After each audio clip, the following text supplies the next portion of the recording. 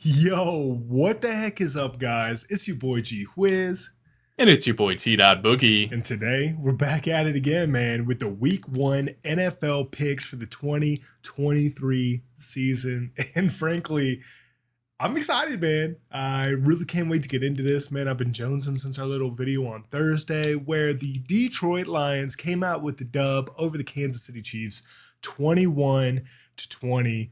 Wow, what a fucking game. Boogie? Oh shoot, I was in class, so I didn't get to watch the game. But I'm happy the boys came out with the dub. From what I understand, Kansas City came out there looking rusty as shit.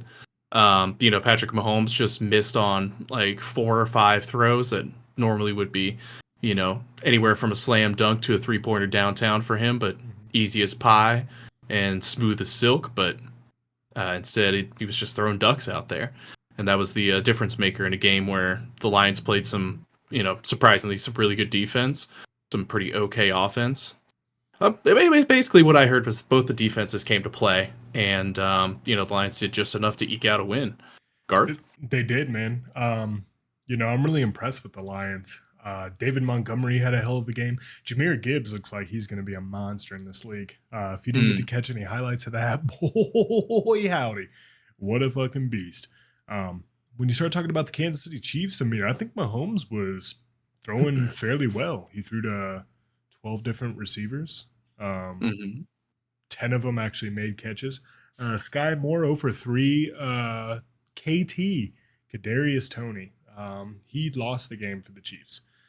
He dropped the ball 3 or 4 times.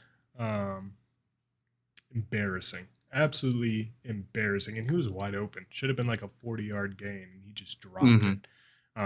Lots of drops, man. Lots of throwing behind the receivers.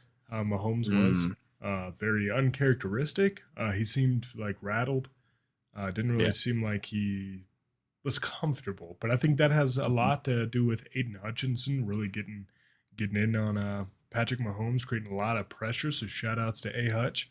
And Detroit, man, they look like a force to be reckoned with, man. I'm really excited for them moving forward.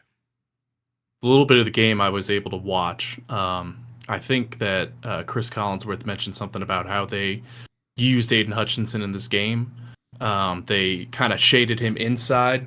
They had like another like a D tackle on the outside, maybe at what would that be, the 3 technique, and they put Aiden in at the 1 technique, and that enabled him to get a lot of pressure in Mahomes' face, and took the left tackle completely out of the the right tackle completely out of the picture.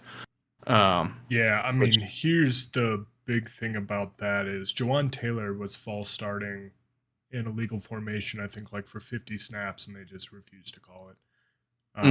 You have to have your helmet at least on the belt of the center, and he was like back here. Yeah, right. He was like a yard and a half back. Yeah, exactly, which is a legal formation, and that's why Aiden Hutchinson couldn't get any sacks, because Jawan Taylor was already back in position. Like there were. I don't know if you noticed. 50 like he false starts, man. Yeah, exactly. He kept kicking his back leg up over and over. Some jiggle leg that I would do if I was a tackle and I was facing down against one of the premier pass rushers in the league. Yeah, dude. They finally called it at the very end of the game, but it was only because it was a false. Great work. Yeah, because it was a false start, because he went well before everybody else. But the entire game, illegal formation, the NFL, like, you got to do something about that. Like, what the fuck? He was literally starting like way up, already in position. Like he just had to stand up. He didn't have to like get off and like shuffle, like none of that shit. So just the umpires,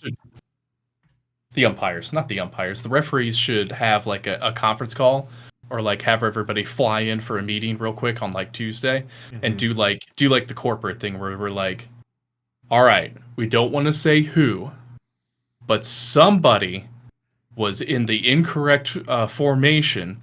They were backed way up off the line. The entire and game, we just need whoever that is to go ahead and fix themselves for next time. Go ahead and talk to your teams and let them know they need to act a little different next time around, okay? Yeah, man. It's like the refs had money on the Chiefs. Like very I hate to be a Bengal No, I don't. I love being a Bengal. Fuck that. Yeah, dude, they did the same shit in the AFC Championship game where they were Mhm. just like, okay, well, the Chiefs, we'll just give them a chance. 5th down, like Yep. the false start after the play was over because they didn't get the first down. Like, shit like that does not happen. Okay. No. Except for at Arrowhead for whatever reason. And Yeah. whatever. NFL, looking at you. You need What's a to. better storyline, Bengals Eagles or Kansas City Chiefs Eagles? It's Chiefs very Eagles interesting. is the better storyline because Andy Reid coached for both, so they're just being dicks. If San Francisco would have won, the game would have been fair. But the thing is man, whatever. We're not gonna go down this road. We did it last year. Yeah. No need for it. Everybody saw it. But Everybody knows. Are the Chiefs good though? Yes, they are. Is Patrick Mahomes like incredible? One of the greatest talents we've ever seen at the quarterback position? mhm, Yes. undoubtedly. But is there preferential treatment regarding some of the plays that transpired, especially against teams that have their number and or will beat them? Yes, we saw it Thursday Mhm. night. Like this most recent example, we saw in the AFC Championship game as well. Just like shit that's like, okay, no, we'll call it just to help the Chiefs out. Like, fuck you. Yeah. Um, It's tough. but anywho, man, fuck that. We're Oh, on to bigger and better things. Yes. one more thing. One more. Things were so bad for Kadarius Toney that he literally deleted his Twitter after the game. Did he really? People were probably crawling up his ass because he talked so much shit on the Giants in the offseason, and then he goes out there and lays a fucking egg. Yeah, and So good. drops every pass. The one that was a pick six to the fucking rookie, Dion Mhm. Branch. Like, come on, man. Mhm. Come on. Come Come on, on, play it. man. Come on, Yeah, I play it. know, right? Like, that shit's funny, bro. So, It is. I don't know. I mean, this just goes to show what we talked about previously with the Chiefs maybe not winning that AFC West and definitely not having that number one Mhm. seed. Things are kind of coming into fruition. So I hope homies out there, you're kind of listening to the homies because while we don't know what we're talking about, we do. All right. Anywho, let's get it in, I'm man. still delivered. We got week one coming. Super excited, man. Of course, we got a lot of divisional matchups. Mhm. Besides, I think like 4 games. Yeah. So with that being said, first and foremost, let's knock it out, man. We got the Carolina Panthers at the Atlanta Falcons. Carolina is the dog, which is weird. Mhm. Um, And the because line is moved from Atlanta -3 to Atlanta -3.5, so yeah, they're becoming even more dogged. yeah, they are. I've definitely got let's talk about a couple of things here before we make our picks, right? Bryce Young, first NFL start ever. Um, Mm. Not really good for quarterbacks, rookie quarterbacks in their very first game. Stats really aren't there. Um, Nor are they going to come out and like light the world on fire. So it's a pretty safe bet to bet against them. I think that's why the line has moved in favor of Atlanta, who, Mhm. I mean, of course, Bryce Young has a lot of weapons. You got Adam Thielen. They took Cooked. Hayden Hurst. They've got who more? Did they get more from No, Chicago? they gave away more to Chicago so Oh, that they they could get the gave preferred more. one pick. Oh, Yeah. fucking morons. Yeah. Yeah. I don't know, man. Truly. Bryce. Great pun, by the way. Yeah, they did. They did give away more. Um, Mhm. yeah, I don't know, man. Like when you look at Atlanta, who had one of the best offensive lines in the league last year. All right, Mhm. we had the alligator, Tyler Algier, I think his name is. I mean Allgaier. Algier. Thank you. He ran for over 1,000 yards. Right. You're talking Mhm. about now. You put Bijan Robinson back there who can catch and throw. You got Kyle Pitts who needs just some help to like do anything here because like what the fuck are we doing, right? Like Mhm. you drafted this guy high and you're just refusing to like give him the ball. Desmond Ritter from Cincinnati.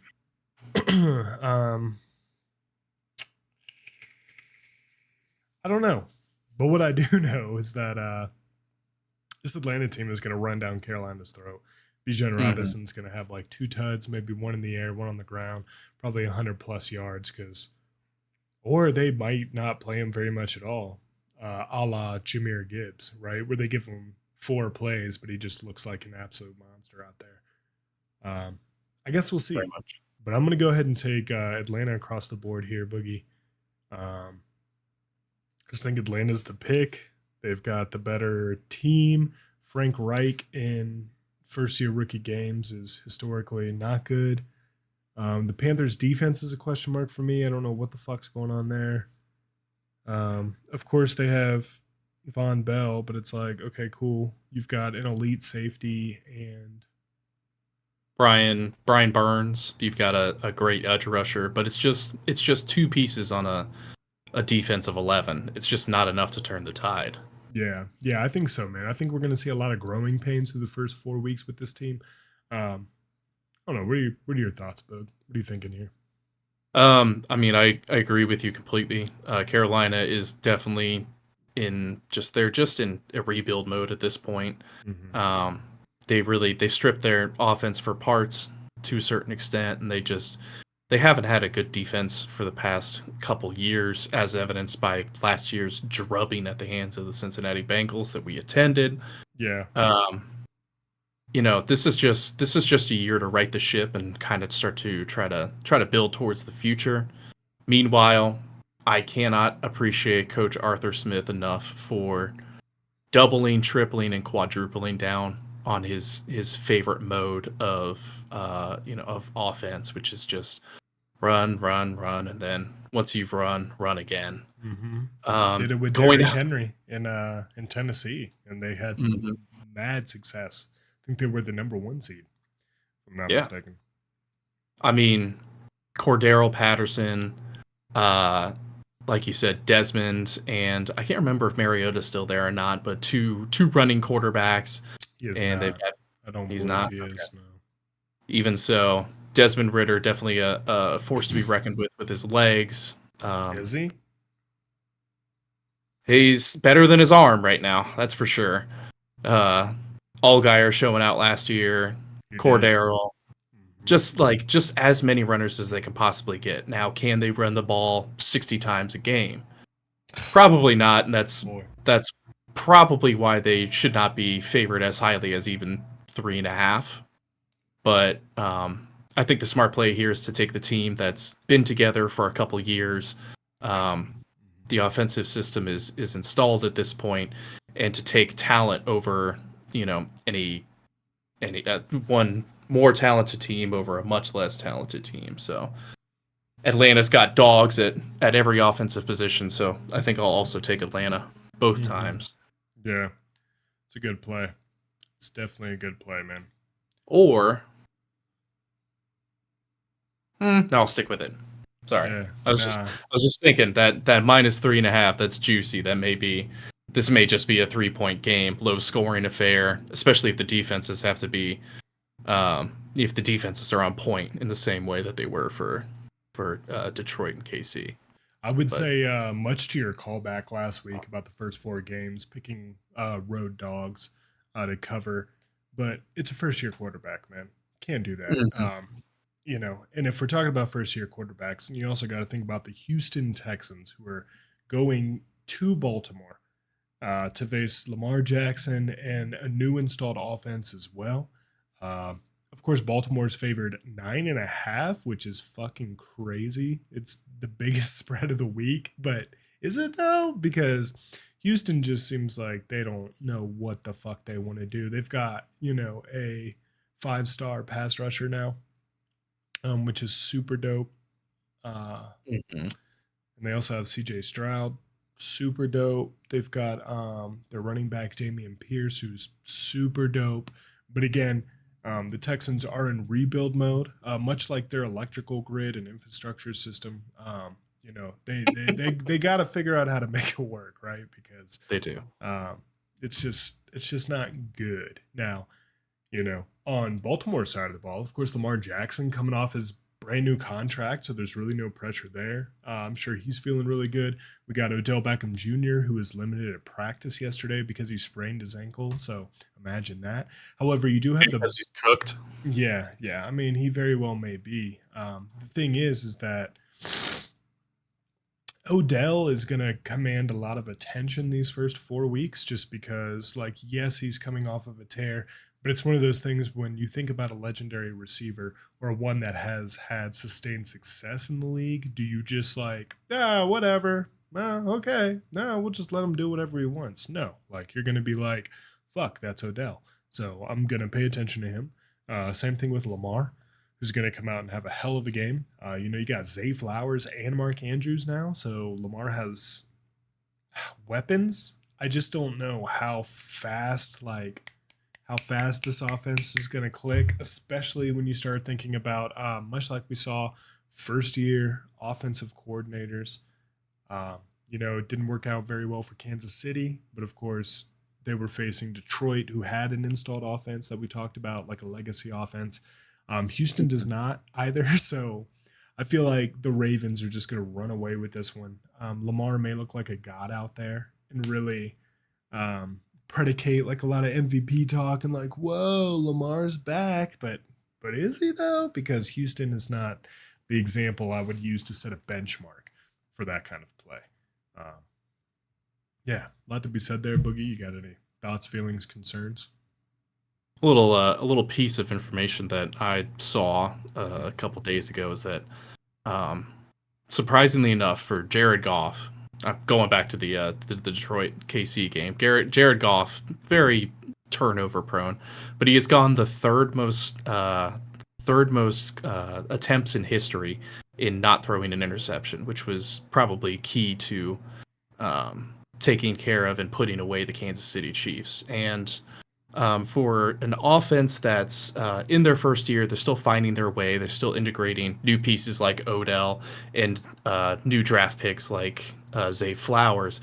I feel like this Houston game is a great time for Lamar to really show what he can do with his arm, build some confidence, and hopefully start a streak of his own of not throwing an interception.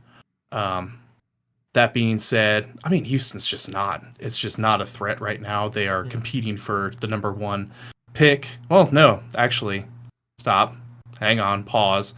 Next year's first round pick is going to the Arizona Cardinals. So Houston may try a little more than they usually would, but I don't see them getting out of the bargain basement anytime soon. I see them continuing to be a poor team in the NFL for years to come until CJ Stroud rounds into form. This spread is high, but It's very high. this week one, It's almost like I don't know. It's like, oh, you're just daring me to pick the Texans to cover, but no way, right? No way. I think there's going to be a couple drubbings this week, and this is going to be one of them. I have faith that Baltimore will be able to cobble together enough against this anemic offense and defense in Houston to cover this spread. So I'm taking them all the way. Yeah, you can go ahead and just give me Baltimore as well across the board. That's an easy pick, man. For anybody out there. Obviously, you probably bet $1, win like $1.20 or something, just because Yeah. the spread's so high. But could be some interesting things there. You just never know. But again, I think Baltimore is really going to handle business. Another team that's going to handle business this weekend is going to be the Cincinnati Bengals, who are traveling to the Cleveland Browns. Cincinnati is favored on the road, -2.5. I don't know how Cleveland feels about that. Boogie? Well, I mean, they are just elves, so they're about to be hunted down and eaten like the little elves they are by the Bengal tiger. I don't understand why this spread isn't more. Las Vegas must have been just smoking some of that good when they were making this line, because I don't know if I'm just being a homer or not. But by God, I don't see how Deshaun Watson gets out of his own way to be able to produce anything on offense for the Cleveland Browns. It's great that Amari Cooper is there. That's fantastic. It's great that Nick Chubb is there. That's fantastic. In order for Amari to produce, Deshaun's got to produce with his arm. In order for Nick Chubb to have enough running room, Deshaun has to produce at some point. And against this froggy safety duo that Cincinnati has, and this just complete defense, the rotational depth at defensive tackle and defensive I end. know, shit's crazy. I don't see an avenue where Cleveland even has a chance to win this game. Um, and of course, the Cincinnati's going to put points up on him. Joe Burrow's got a shiny new contract, laminated. It's got his signature on it. I 5 years, know. 275 milli. Like, he's gonna come out here and he's gonna get this curse off of him. He's gonna get the monkey off his back and completely overthrow the Cleveland Browns. So, I mean, I'm being a homer. Maybe I'm being blind to something that maybe you can enlighten me on, G. But I'm absolutely taking Cincinnati both ways. This is to me easy money. Yeah, absolutely. So I am also going to take Cincinnati. But just to play devil's advocate, let's just talk about some of the things that really make this kind of matchup unique. Okay. The Bengals have not won in Cleveland since 2017. All right. Hmm. Joe Burrow in Cleveland performs very poorly for whatever reason. Um, be it there was no Jamar Chase that Monday night game on Halloween where we got absolutely shellacked, be it Miles Garrett, who is just a monster generally. On Halloween, no pun intended there. But the thing is that we have to think about, okay, they have Zadarius Smith who came over from Green Bay, or actually from Minnesota because he left Green Bay, went to Minnesota, and now he's on the Browns. We have Miles Garrett, who against Jonah Williams just devours him. So don't be surprised if you see Miles Garrett play on the right side, um, just I know to that. just to attack Jonah Williams because that will happen. And if we cannot get our ground game going, and if we can't lean on Joe Mixon, then we're gonna get screwed in that department. Because if we have to throw the ball, dude, they're gonna pin their ears back, and that Cleveland D line is no joke. Um, yes, we are the better team. Yes, we are the more talented team. The thing about Cleveland though is that you're talking about a quarterback who was top five, man. Like, yeah, it's been 3 years. Okay, but he was top five in the league, you know. And this comparison is kind of shitty, but he was kind of like a Joe Burrow back in the day, like very exciting, like young dude coming in, a lot of swag. Uh, taking the Texans to the playoffs, like what? Huh? Who? Huh? What? You know what I'm saying? So like, he's had a full training camp to throw to these guys, man. He looked extremely good in the preseason, and I'm genuinely nervous for the future of the AFC North if Watson comes back to form. Also, notice, man, I wish I was good at editing because I'd love to tag this. Last year, I predicted that nobody would be talking about how he was a sexual predator, and they'd only talk about him as a player, and called it because no one is talking about how this dude's just an awful human being. They're just like, oh yeah, Deshaun Watson, man, he's awesome, he's great. Like, you feel me? Called it. I Called mean, that yeah, shit. there's so many times you can say, well, the things that he did were reprehensible and, should be punished by the NFL, but, you know, they've kind of taken the philosophy of he's served his punishment. Yeah, So now I exactly, get to talk about him free. I'm not morally culpable to talk about him anymore. exactly. And I don't have to Um, apologize for his conduct anymore. exactly. One thing He's true. that yeah, one thing that makes Cleveland scary as well is, yeah, Amari Cooper. Apparently, they're getting good reps in practice and training camp, or so says the Locked On Browns podcast, which has no viewers. But I will say that they do have David Njoku, who's very, very good. Okay, and especially like short yard, middle of the field situations. If Nick Chubb gets going, yeah, we have an incredibly stout defense, man. But if Deshaun starts running as well, I don't predict this for week one, but let's just think about this moving forward. Deshaun gets his leg game back, his ground game, Mhm. and if Nick Chubb is also running extremely hard, like that's going to be dangerous, man, because you have like almost like another Lamar Jackson situation, right? Just with a better running back. Mhm. Um, Worse QB runner, but a better running back, and just creates a lot of play action opportunities that are going to be crazy. historically, Joe Burrow is not good in the first game of the season. We lost to the Chargers. We lost. I mean, god damn, he threw 5 interceptions last year in the first game against the Pittsburgh Steelers. Now, is he coming off an appendectomy? No, but we've got to put things in perspective. We are the better team. Cincinnati by 2. I think that line's fair, man, because it's an AFC North, the hardest division in all of football. And I don't care what anybody says. The AFC North is the hardest division. Steelers, now Bengals, Ravens, and maybe the Browns. Like, come on, man. It's gonna be tough. I think we get the dub, but I think we only win by like 7, where we should roll. But I think that Cleveland is going to come out and have a game plan for us, just like they did in our first game last year.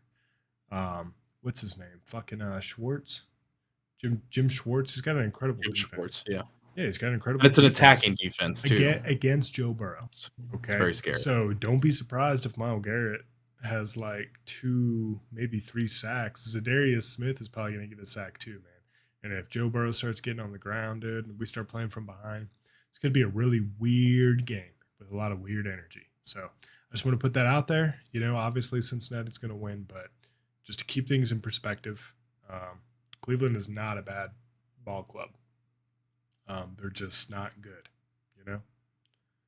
I think I hear you. And I wish there was some sort of like lifetime achievement award for defensive players, because I think Myles Garrett has been consistently underrated and undervalued by the greater voting population.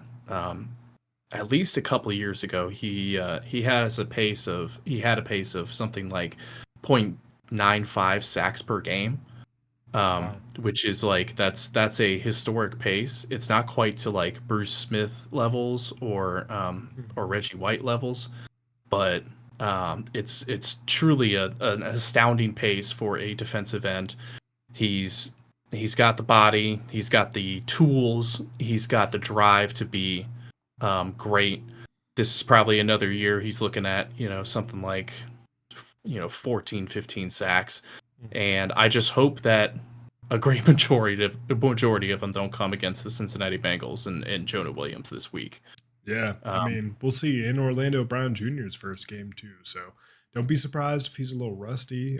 He does need help against elite pass rushers, so we might see a lot of like Drew Sample-esque type chip blocking in there. But if we can get our ground game going, man, I think we're gonna roll. That's really my only one main thing of concern. But yeah, Cincinnati's gonna get it, man. Another team that's going to get it, the Jacksonville Jaguars, who are traveling to the Indianapolis Colts. Jacksonville, of course, they got Calvin Ridley now. Travis Etienne, of course, played with Trevor Lawrence in college. That's going to be like one hell of a combo moving forward. And Trevor Lawrence is primed to take his place in the top 5 quarterbacks of this league, just given what we saw last year. Indianapolis, on the other hand, my goodness. Anthony Richardson, who is playing against third-string guys and going 6 for 18, like, it's not going to win you games in the league. That's for sure. So that concerns the shit out of me. The whole thing with Jonathan Taylor, I don't really know. Like, Pittman Jr. is not really a number 1. Like, he is, but he isn't. I don't know, man. I think Jacksonville's going to roll. Another divisional game, so it's going to be close just because they know each other so well. They know their systems so well. Jacksonville by 4.5. I think it should be more, man. I think you're talking about, we should be seeing like 7 or more, in my opinion. Oh, yeah. But I'll definitely take Jacksonville to win and cover here. I just think Jacksonville is too much for this rebuilding Indianapolis Colts offense. What are your thoughts, bud? If the health of the team can be determined by the ownership of the team, then the Indianapolis Colts might be number 32 out of 32 teams. Jim Irsay has been becoming just completely unraveled as the summer has gone on. First one day he's saying, Jonathan Taylor, he's replaceable. We don't need him. We don't want to pay him money. And then in their trade demands, the Indianapolis Colts are asking for 2 first-round picks back in exchange for Jonathan Taylor. Yeah, So, like which is it? what? Yeah. It's just it's weird. It's unserious behavior to play with one of your team's best players. Um, this may not be real, but I'm pretty sure Jonathan Taylor is a captain as well. So you're just like you're playing silly games and winning no prizes for it. Yeah. Um, What a doofus. it just goes to show the ever since Peyton Manning left, the instability that the Indianapolis Colts have been operating under for several years. Um, Well, ever since Jim Andrew Irsay, Luck retired, I think it's yeah. Oh yeah, pretty changed. they really went into the bargain basement at that moment. That's for sure. Um, Jim Irsay may need to, hand over the reins to somebody whose brain isn't completely like dried out and a husk because things are just not going well up there. It doesn't seem like anybody's at the wheel. And all that being said, I agree completely. I think Jacksonville absolutely rolls the Indianapolis Colts. I don't think it makes a difference that it's in division. They know each other. They got Shane Steichen, a first-year coach. They got Anthony Richardson, a First year quarterback. first-year quarterback. With They got all Chris the Ballard. oh, I'm sorry, go ahead. They got Chris Ballard creating the roster, a guy who's been there for 15 years and just seems to find ways to fuck up the roster and yet still retain his job. It's the worst combination of experience and rookiness you could have for a team coming into this year. I think the Jacksonville Jaguars are on the way up. There's good vibes coming out of there. Doug Peterson's saying all the right things. Trevor Lawrence is doing all the right things. Mm-hmm. Calvin Ridley coming off a year off. He's going to be fresh. He's going to be ready to go. He's going to be focused. It's Jacksonville. And there's a lot of talk going around that Jacksonville may be able to make it to the AFC Championship game. And I believe every word of it. Yeah, no shit, dude. Tell me about it. Another word that I believe every of that was fucking stupid. Is that Tampa Bay is gonna be Fucking mint. is that Tampa Bay is gonna be bad, and I agree. As they head up to Minnesota and face Mr. Pizza Time himself, Kirkland Cousins, and God. the Minnesota Vikings. Minnesota is favored -5.5. I think this may be another game that someone just they just run away with it. Tampa Bay, of course, having Baker Mayfield now as their starting quarterback. Mike Evans, yeah, Chris Godwin, that's awesome. You've got White in the backfield, but that defense, is really a lingering question for me. Obviously, I think they're going to play well, but are they going to play great? Because that's what you need when you're facing the caliber of team that Minnesota has. And, of course, Addison, who they just drafted out of USC, who has had an incredible year with Caleb Williams at the helm.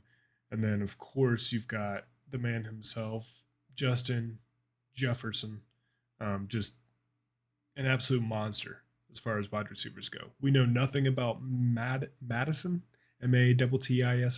the new running back for the Vikings. At least I don't know anything. He played okay last year, I guess, in lieu of Dalvin Cook or like on, those third downs or what have you. But I just, I don't know, man. I think Minnesota's a better team. They're the more well-established team. And I think Tampa Bay is maybe also playing for that number one pick, man. I know Baker Mayfield was a number one, but I just don't see how they're going to go on the road and beat this Minnesota team who's got a lot of momentum coming into this year, a lot of expectations. Boogie? I'm very impressed by the by Minnesota Vikings media push in the past year, and I think almost none of it put together by themselves. Kirk Cousins' appearance on the Netflix show Quarterback. There is a beautiful 7-part documentary by Secret Base and of John Boyce of Secret Base fame about the Minnesota Vikings, about their history. Just a really poignant story about how far this consistently great team has come over the years, and they've come so close to the mountaintop but fell off. It makes me somebody who's extremely susceptible to media messaging, think that this might be the year that Minnesota is able to push through. They're definitely not. I would say they're not a in the bag sure thing like some other teams in the NFC, but um, I think this game against the Tampa Bay Buccaneers can be a great start to that. Um, with like you said, with Jay Jettis, with Jordan Addison, I think they have a good chance to get out in front early and hold on to the lead. But I can't discount the fact that Baker Mayfield has a tendency to score 2, maybe 3 garbage time touchdowns every I know time it'd make this just do ridiculously close for no reason, dude. do nothing the first Ah, half, and then all of a sudden he's in desperation scramble mode and he pulls some shit out of his ass, which is fine if you're at Oklahoma, but when you're in the NFL, it's not enough to win, but it is enough to cover. So I think this is the first time. I'm going to take the underdog to cover. -5.5 is a little bit too much for my taste. I think this might be a 3-point game. okay. Thanks to Baker Mayfield's garbage time king, or you could just call it garbage king antics. Mm-hmm. Yeah. Khalif, Basura de Khalif. Yo, let me get No, I'll take Minnesota both times, man. Fuck it. All right. I think they're just too much for Tampa Bay right now. We know nothing about Tampa Bay. It is week 1, so anything can happen. Yeah, I don't know, dude. I just think, yeah, we know absolutely nothing. The same with these other 2 teams we're about to talk about, the Tennessee Titans, who are at New Orleans. Nobody wants to see this game. Yeah, exactly, dude. We got the Tennessee Titans and Ryan Tannehill, who feels like he's on his last year. They got DeAndre Hopkins, cool. They got Derrick Henry, who is steadfastly declining. He's gotta just stop at some point. Yeah, we knew he'd do less after the 2,000-yard season, and he did, but it still was pretty okay last year. Yeah, I mean, look, dude, he's still gonna run. He's gonna run fucking hard because that's who Derrick Henry is. But how many years can you do that in this league? And I don't know, man. We've got Derek Carr. Michael Thomas is finally back. You got Chris Olave. How long has Michael Thomas been away from the game of football? Because it feels like it's been about 2 years. 2 years. But I think veteran receiver, veteran quarterback, there might be some chemistry there that could come to light, man. I mean, whatever. So with Derek Carr and Devontae Adams, who only had 1 year together, and Devontae Adams looked great. Of course, Chris Olave is the up and coming, number 1 for them. Michael Thomas might come back and have some crazy touchdowns because everybody's going to be concerned with Chris Olave. Like, I don't know, man. I don't know about either of these teams. Give me Tennessee to win. I'm going to go against the grain. Give me Tennessee to win. I like that a lot. I don't know, dude. New Orleans just feels like they don't know what they want to do here. And of course, yeah, they've got what's his face on the defensive line, who's an absolute monster, Cam Jordan. But is it enough to stop like a really stout offensive line from the Tennessee Titans, Mike Vrabel, who's gonna want to just run it. And I mean, you got D-Hop now, whatever that means. I guess it meant something a couple years ago. Ryan Tannehill may look like really dope because D-Hop will just catch shit that he has no business catching. Yeah, man, God damn, I don't know enough about either of these. But I trust Tennessee more than I trust New Orleans. In a brand new quarterback, brand new situation, chemistry's not there. I don't know. What do you think, Bug? It's a few factors here. Mike Vrabel, he's been a head coach for the Tennessee Titans for several years. He's been a head coach in this league. He finds a way to make his team win. He finds a way to prepare his team to win.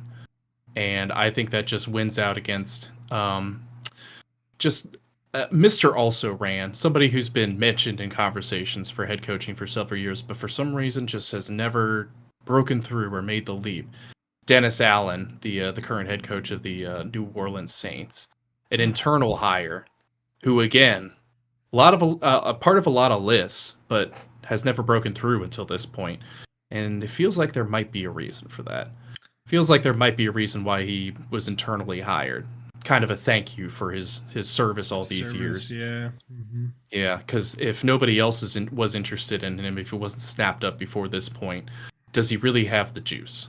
I mean, So, no Alvin Kamara either. oh, jeez, Louise. Yeah, this is Right? that's a tough situation. Isn't he suspended for like 6 weeks? Something like that? I have no idea what's going on with Alvin right now. He's also like 28 years old. He's gonna hit a wall soon, especially since his bag is off of being a very maneuverable, quick, agile running back, and he's been the backbone of that offense for probably at least the last 2 years. Oh, 1,000,000%, man. Gotten a lot of play on being that backbone, and that's great, but that's gonna wear you out before your time. So I think even if Alvin was here, it wouldn't make a difference. This is also the first instance that I'm actually going to follow the rule, and I think this is actually the first opportunity to follow the rule this week of taking away dogs who are who the spread is only 3 or 2, because yeah, the only reason New Orleans this is a pick'em game. The only reason New Orleans is getting -3 is because they're at home. Because of that Superdome stadium, and because of how loud the crowd's going to be. Well, is the crowd going to turn out for two teams that are kind of shambling zombies right now? Probably not as much as in years past. So I think Tennessee has, with winning the coaching battle and being an away dog, a road dog, in the first 4 weeks of the season, I think they have every opportunity to win here. So I'm in complete agreement. We're taking the Tennessee Titans this week. Both big in Tennessee, man. That's awesome. I think it really says a lot about what's going on in New Orleans, because who knows what the fuck's going on in the NFC. I mean, one team that we definitely don't have to worry about is going to be the San Francisco 49ers, who are headed to Pittsburgh, a surging Pittsburgh team. Damn, with a healthy TJ Watt. Another quarterback who's been getting a lot of positive press this offseason. Yeah. Kenny Pickett. 100%, man. Pickett to Pickens. You got Deontay Johnson. Najee Harris might actually be able to get some quality play this year. And of course, that Pittsburgh defense that is always just fucking nasty. Like, for whatever reason, people love giving their first round defensive draft picks to Pittsburgh. The league just loves doing that. They're like, yeah, you want the best safety in the league? Yeah, go ahead and take Minkah Fitzpatrick. Oh, hey, you want the the best linebackers in the league? Yeah, go ahead and just take them. Whatever. Yeah, we don't want them. And for like nothing too. You want makes no fucking sense. Hey, do you want one of the best quarterbacks in college football? And he also is the son of somebody who played for our team for so many years. Yeah, go ahead and have Joey Porter Jr. Yeah. Have somebody who was literally raised in the system. Yeah, Thank you. It's just like, what the fuck is going on here? I don't know, dude. San Francisco's getting 2.5, but I don't see it. I'm going to take Pittsburgh, man, in an AFC North that is just fucking mind meld. Riddled, my God. Man. Like, picked. I mean, I know that Coach Shanahan is known for not being able to finish games, and that's his calling card. So if his season went that way, he'd start strong and tail off towards the end of the season. But I think Pittsburgh got a chip on their shoulder this year. I think Coach Tomlin has a chip on his shoulder. Never had a losing season. Never has had a losing season. There are so many doubters out there. He doesn't care. He is famous for saying he doesn't care about what anybody else outside the building has to say. And I believe it 150%. I'm also going to take Pittsburgh. Yeah, man. I mean, I feel like the momentum, like, you're going to Heinz Field, dude. Like, are you kidding me? And you think you're going to come in there as the road team in the first game of the season? Pittsburgh Mhm. has an incredible fan base, man, and I think they're going to get the dub against San Francisco this week. It just Yeah. like is San Francisco a good team? Yes, they're a great team. But again, like I mean, unless Christian McCaffrey is going off and Debo goes off and Ayuk goes off and George Kittle goes off, like Mhm. Brock Purdy is coming off of a pretty serious injury, man. And if TJ Watt gets around that line, Armstead And coming if in on his last year, I mean, he's gonna fucking wreck this dude. and if Uh, Sam Darnold is out there at quarterback and TJ Watt comes screaming around the edge, Sammy's gonna yeah, be seeing ghosts it's again. gonna be seeing ghosts. I'm just seeing ghosts out there. God damn, bro. I Mhm. I just don't see how San Francisco wins this game. I mean, I get I guess they could, but I just don't see it, man. Pittsburgh has all the momentum coming in here. Mhm. Yeah, it's really all I got to say about that. A team that has absolutely zero momentum coming into this year. Got some fire in your gut? Hey, Do you? who drove in today? Let me see a Who show of took an hands. Uber helicopter today? Who took the bus? You got fire in your Who gut? walked? Like, Who oh my jogged? God. The Arizona Cardinals going up against the Washington Commanders, who are going to have a great year with quarterback Sam Howell. Terry McLaurin, of course, is going to have an incredible year. And Brian Robinson really coming into his own as a running back in the league. Commanders might actually be decent this year. I hesitate to say good because who would? Um, Mhm. yeah, man. Looking at the Arizona Cardinals, who are dogs at 7, fuck, I might have to take that just because Tyree Wilson Jr. might actually like wreck this shit out of Sam Howe. But we don't know. Mhm. Shit. Let me say something while you're thinking about it. Mm-hmm. Um, Go just ahead. just just some stuff I found out when Brian Robinson was coming back from his gunshot wound to start the season. The first time he came out to the song "Many Men" by 50 Cent, which is about when 50 Cent got Yes, shot. I just thought that's they just wish so death on fucking me, but awesome. I don't want no more. Ain't gonna look to the sky no more. Wish death upon me. I will see on my soul. One day my heart turn cold. All right, anyway, but yeah, many men, many men. All right, Are coming after Clayton Tune this Sunday as the yeah. Arizona Cardinals get their asses wrecked. I don't know, dude. Do you think this is one of those games that just gets out of control? Just speaking as like an Arizona Cardinals fan, a guy who thinks that the Cardinals should be uh, just like hoping against hope they can get that number one pick, and hoping against hope that the Houston Texans are the next worst team in the league, so they can get that double up of Caleb Williams and Marvin Harrison Jr. That'd I be don't fucking nuts.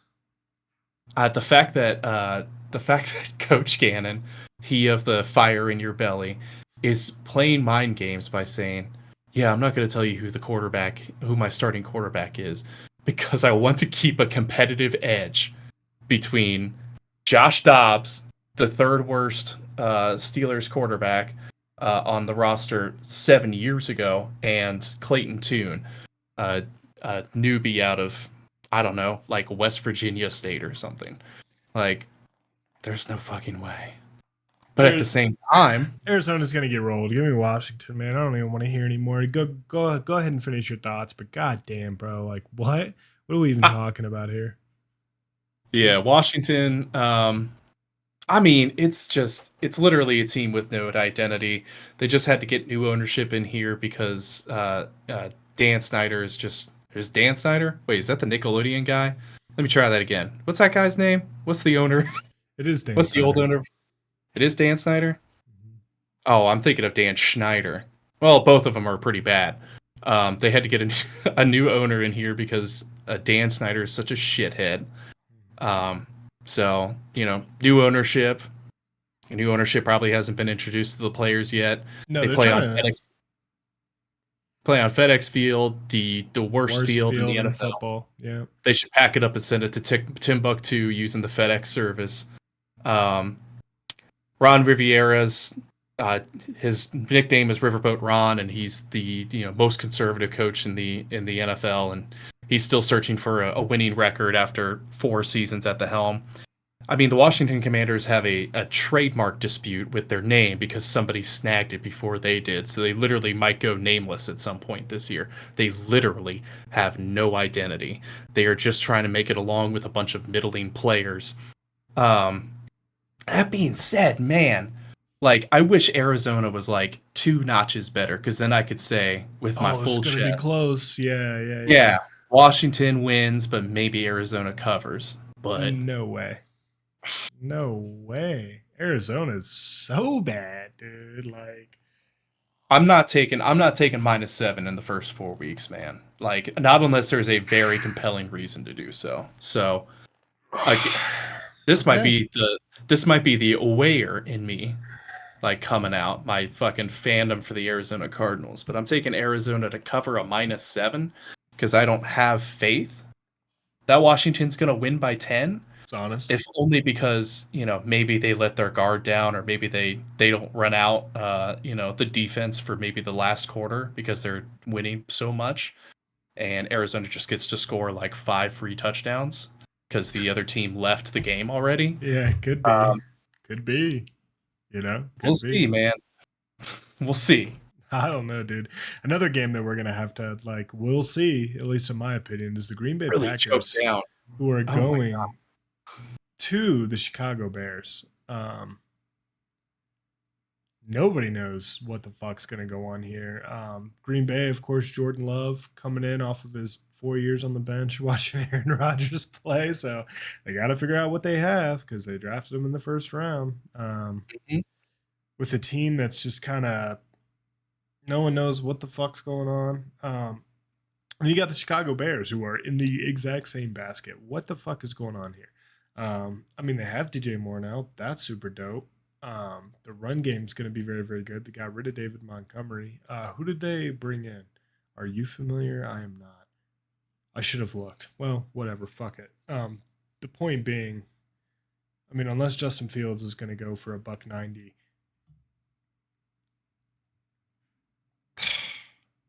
I I don't know, man. Give me Green Bay just to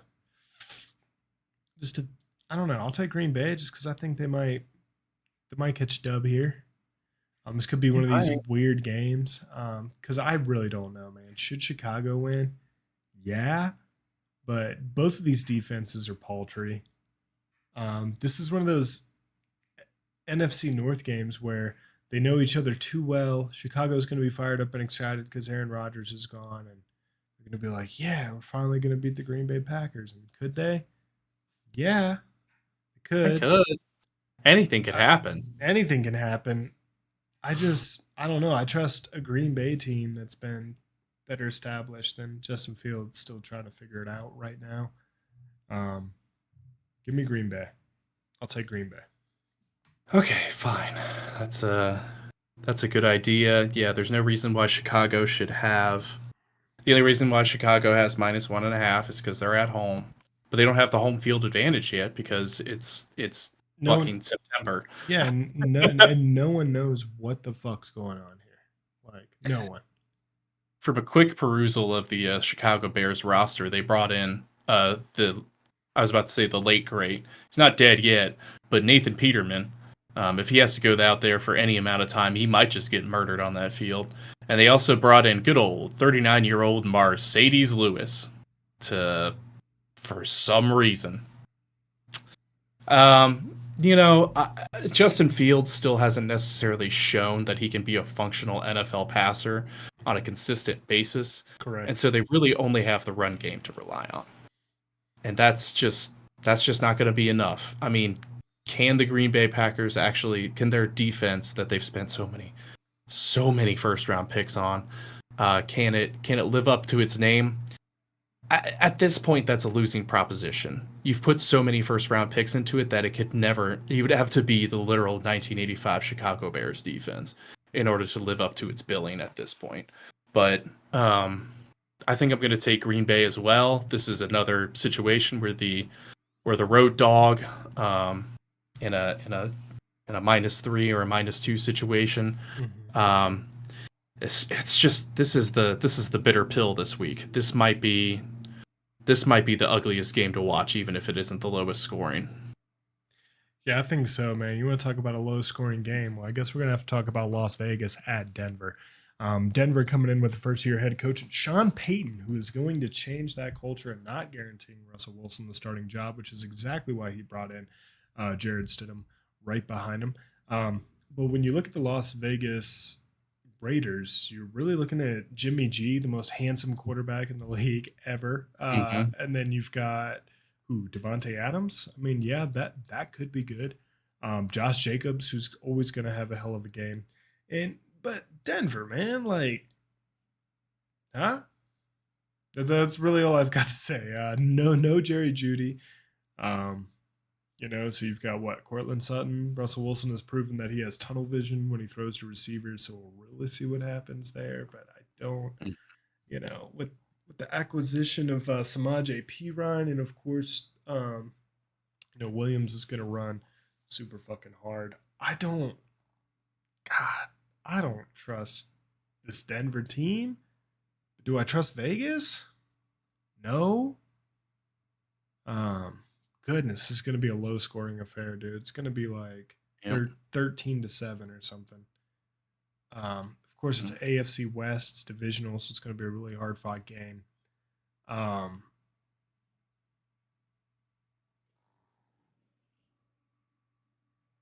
Oh, he's thinking. Damn. Oh, he's thinking hard. It's hard, man. Give me I'll, Denver to win. Give me Vegas to cover. Mind meld again, man. Mind meld again. I think Denver might just win like 21-20 or something stupid. They're like, but I just don't trust that they're gonna like roll like that. Like, absolutely not. I don't know. What are your thoughts here, bud?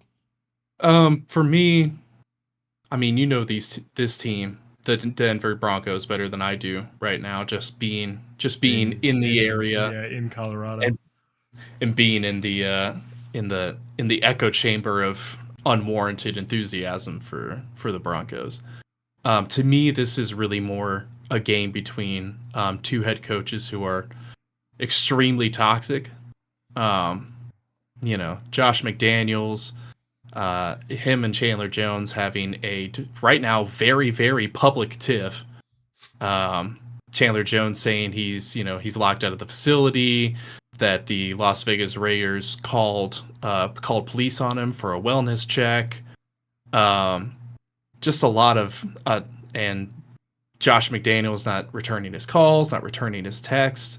It shows that the coach has a lack of discipline, a lack of accountability, and it's just nasty work.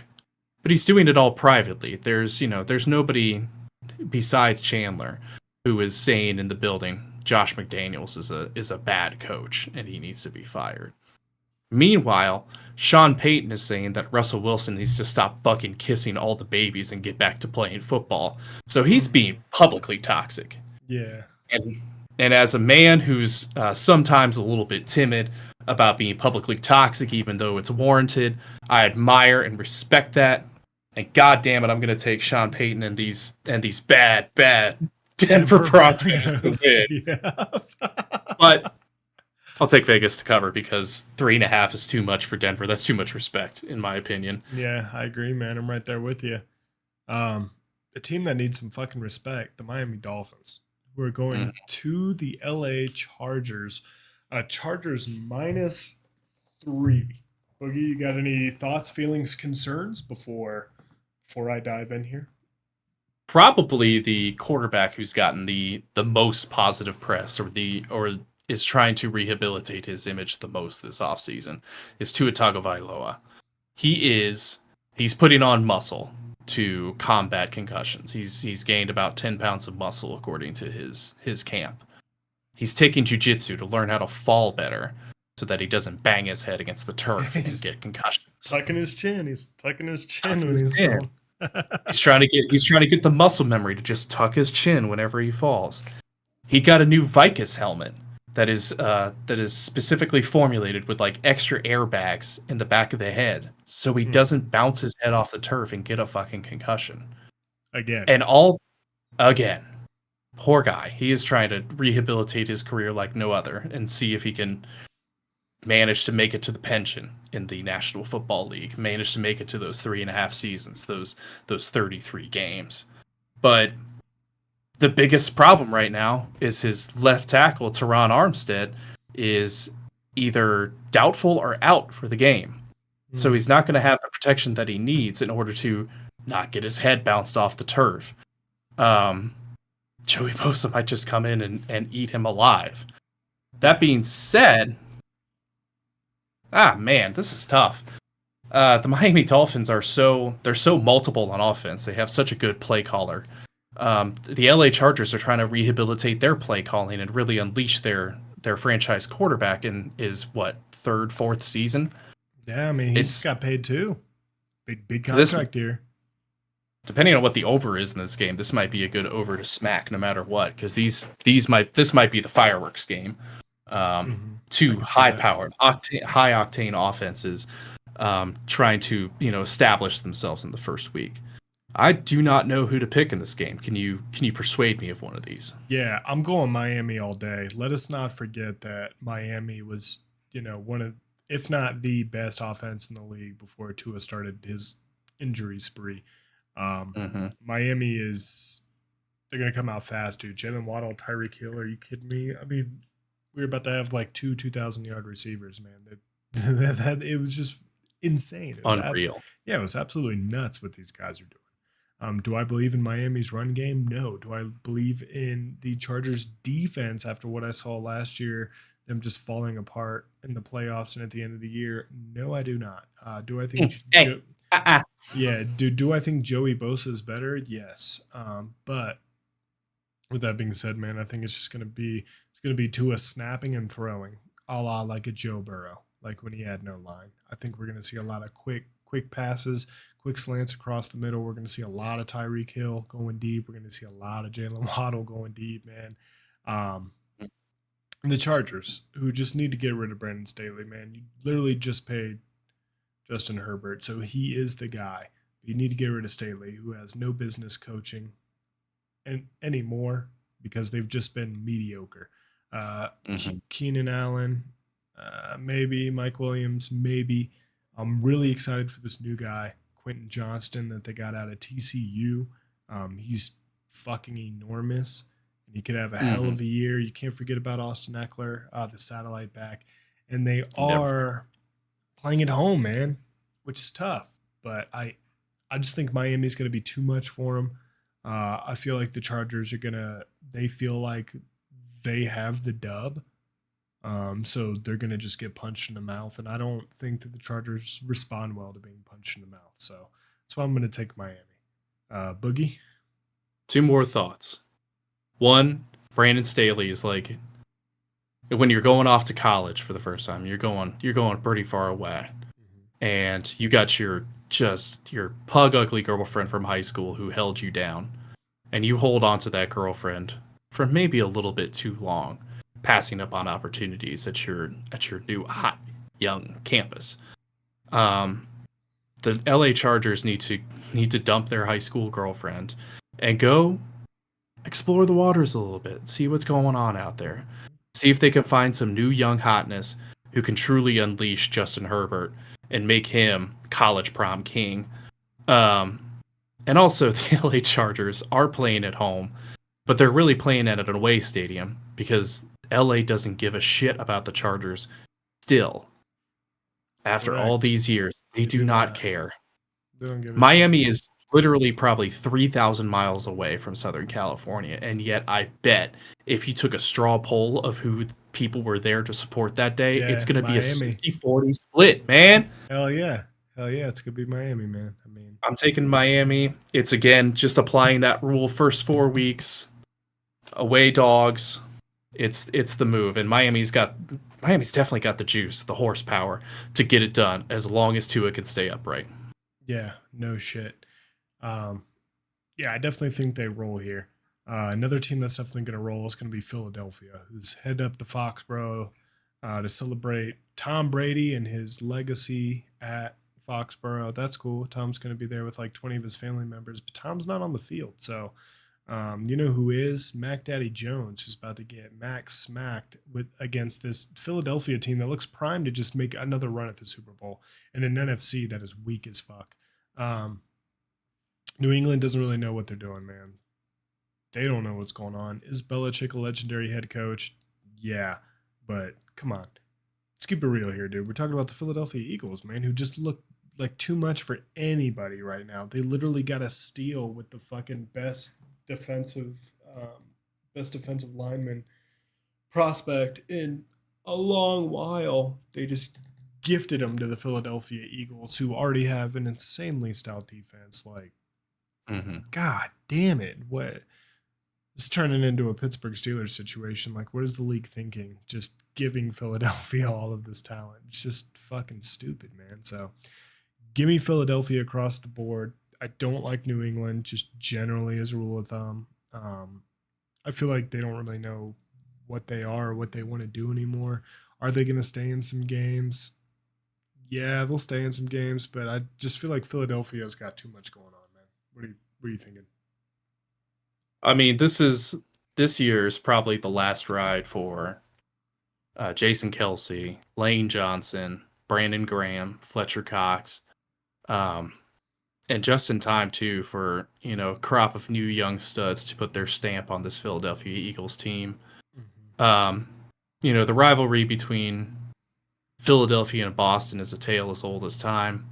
Um, I think Bill Belichick is going to say we're on to Cincinnati after this game because he's going to go to some Motel 6 in Cincinnati and sit at the edge of the bed and fucking shoot himself after getting his ass whooped. Yeah, I'm dude. taking Philadelphia. Yeah, man. I mean, Come on. exactly. I mean, Another come game, on. another game that just feels too easy. The Seattle Seahawks, who are hosting a anemic Los Angeles Rams team, who are also playing for that number one pick. Seattle's gonna roll here, man. Gino is just looking great. Got yeah. DK is looking great.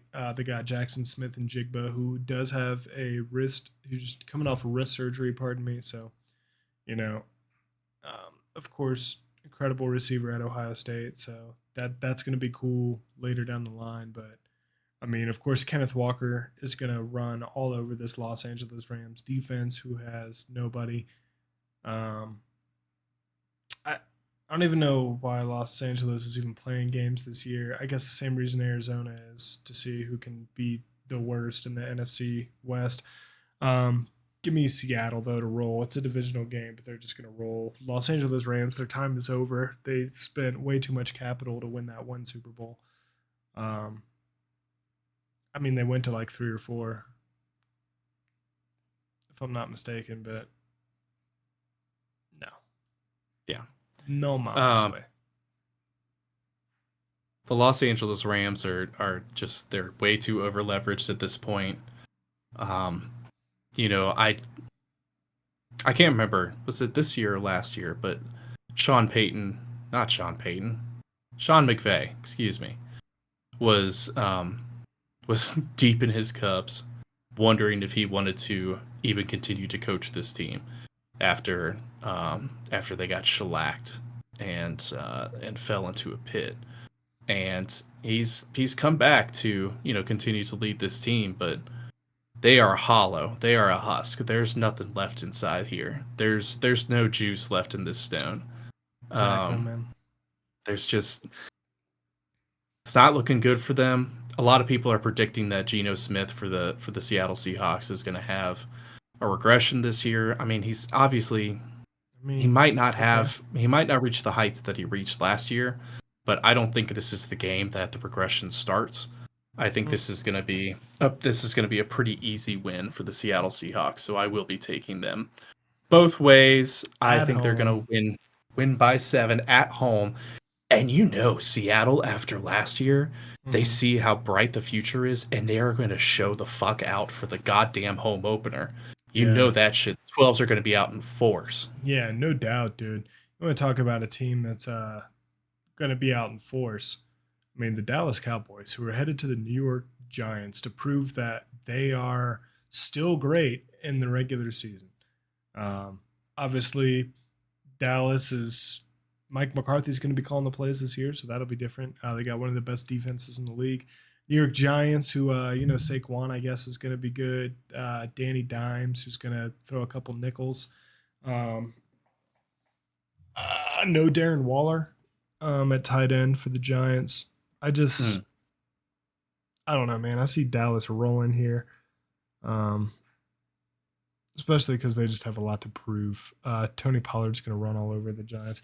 It is an interdivision game, and the first week of the season. So give me the Giants to cover, but give me Dallas to win. This game might be like unusually close. Yeah. I mean, here comes an old cliche. These teams do not like each other. And you know what? Okay, so I gotta talk about something for like 10 seconds. The fact that Dakota Prescott, is that his name? Dakota? Yeah. Is it something other? It's something weird. It's Dakota. The fact that Dakota Prescott allowed it to leak that he had to be put under for an 11-hour tattoo instead of just taking it like a man, kind of wild. I mean, I have seen friends who have done 8-hour tattoos. They've come out of it a little sweaty, a little stressed out, but they're fine. Just take a break in the middle. Like, you don't need to be put under for it. And then come to find out that he put like Disney characters and shit in it. That's just like, that's weak behavior. That's nasty work, that's man. Weak behavior. That shows a lack of some fire, some passion in your heart. If you got to put Disney characters on your goddamn like sportsman tattoo. But all that being said, I'm going to take the New York Giants here. I don't, I think this is going to be, they're going to be at home. People are going to be enthusiastic. They're going to be screaming out Dak, and if enough people scream at Dak, he might just faint and be out for 11 hours again. He's going to be a little woozy coming off the anesthetic. So I'm going to take the New York Giants here. Okay, I like it. Some parity. We're getting parity now. Love it.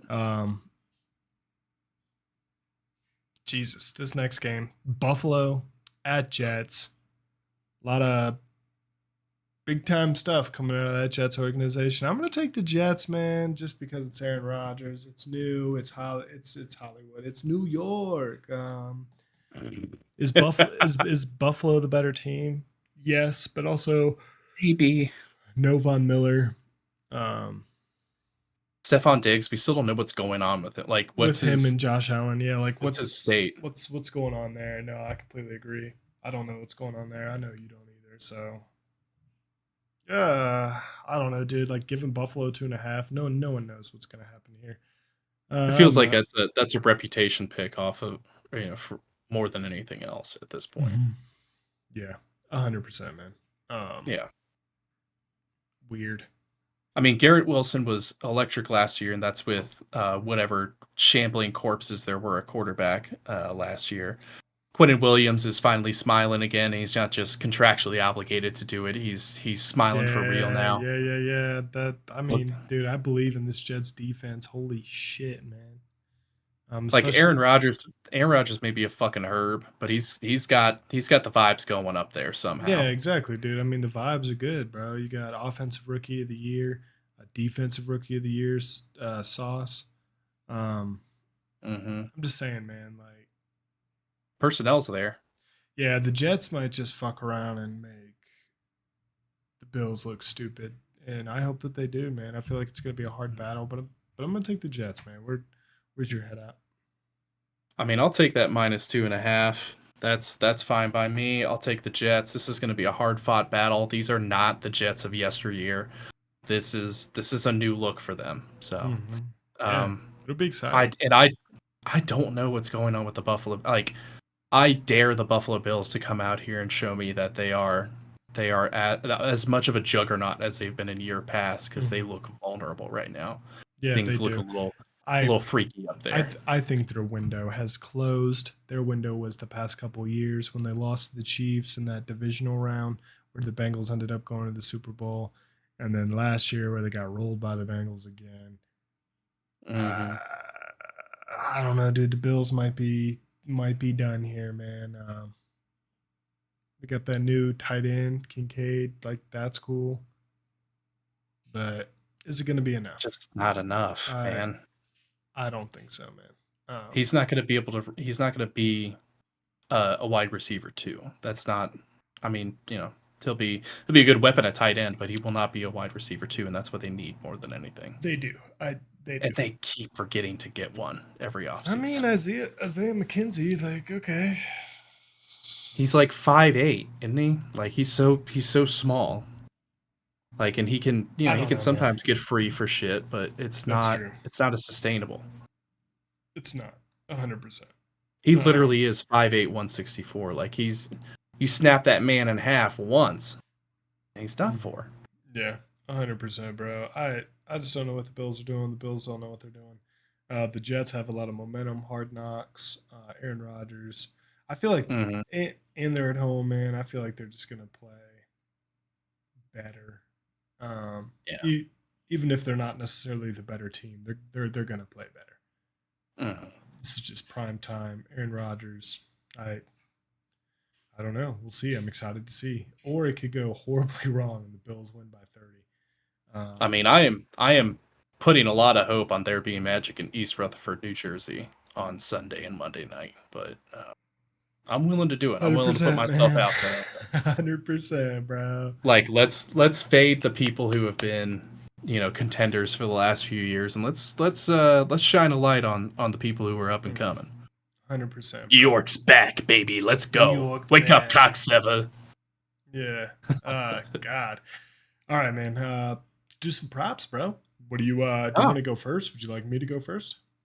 please go first, because I haven't thought of one yet. Yeah, that's okay. I recently just thought of one. So I think Joe Burrow's gonna have um 2 touchdowns and he's gonna throw above 70% in this W against 70% completion. All right. Um, We're getting 2 tutties, above 70% completion. That's great. I mean, there's been a lot of work in this offense to make easier opportunities for Joe. He's going to have a better offensive line. That's going to make it easier for him to calm down, take his reads and take the easy option if that needs to be the case. 100%. Wow, uh, what prop do I want to take? Hmm. You know what, bud? I have no idea. I haven't taken a look at the props yet. You know what? I'll just take whatever the over is in the Miami Chargers game. I'm gonna take that. Whatever the over might be. I'm that confident that this is gonna be a shootout. This may end up being a 70-point game. And they're Yeah, probably no they're probably shit. sitting at, let's say they're sitting at like 56 and a half right now. I'll probably take that over I feel like anyhow. maybe 49 and a half, right? Uh, Here, I can look. let's find out. So we're looking at totals. We're looking at Los Angeles Chargers. They're at a 51. 51 right now. I'll take that all day. Yeah, I'll take that all day. I think NFP. this is going to be a blaster, a master blaster. I think so too, So bro. over 51. That's my prop this week. I'll put $10 on that. I'll put a unit on that, as they say. No doubt. No doubt, man. Yeah.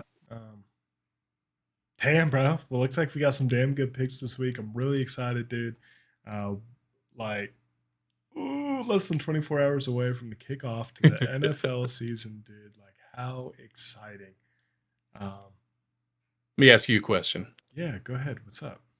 What's your favorite football watching snack? Non-chicken wings division. Biscuits and gravy. Mm, biscuits and gravy. Dude, I Really? had a weird streak. Yeah, Abby's Bar and Grill, little Irish pub. Mm-hmm. Next, Kat and I last year, every morning, we'd go to see the Bengals game on Sunday Yeah. mornings, and I'd always get biscuits and gravy. Man, it is so fucking good, and that's definitely it's a weird one, but Mm-hmm. I'd say 100p. That or sun chips, man. Kat got me into a weird sun These are chips phase. So these are brilliant answers. I love this. yeah, what about you, Boogie? What's a good I snack? feel We doing the I feel same like thing? I feel like a schlub. Dang it. Oh man. I feel like a schlub for saying this, but I'm definitely going to go for the cheeseburger quesadilla at Applebee's. I feel Hmm, like it's Americana, it's fusion, really? it's crunchy, it's meaty. It brings everything to the table that you want from a chicken wing, but since it's the non-chicken wing division, and chicken wings are anathema to me. I got to get me that cheeseburger quesadilla. It brings out the 10-year-old in me in a Hmm. good way for once. I can't say that I've been to an Applebee's in like a decade. Man, lucky you. No, I'm kidding. I definitely have, but I don't know that I would want. I don't know that I would want to go to an Applebee's. Like probably 4 times a semester, my wife and I will go to Applebee's next to our college campus, and we'll just have a meal there, and we'll just stare at each other and be like, "Wow, class, huh?" Yeah, I mean, but yeah, it's so convenient though. It's right. It's right there. It is, and they understand. They top off our drinks a little quicker. They know that we're deep in our cups. It's just one of those things, man. 100%, bro. 100%. 100p, 100p. Dude, well, Boogie, it has been an absolute pleasure, man. Thanks for Yeah, always man. being on the show, bro. To all the homies out there, man, go ahead and drop down below who you think is going to win out this year. Um, who's your number one seeds, guys? Who are y'all rooting for?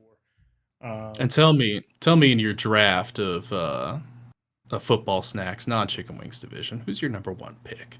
Who is your dude? Mine's biscuits and gravy, and that's weird. That's so good, man. Dude, it is so Solid good. It's answer. so good, bro.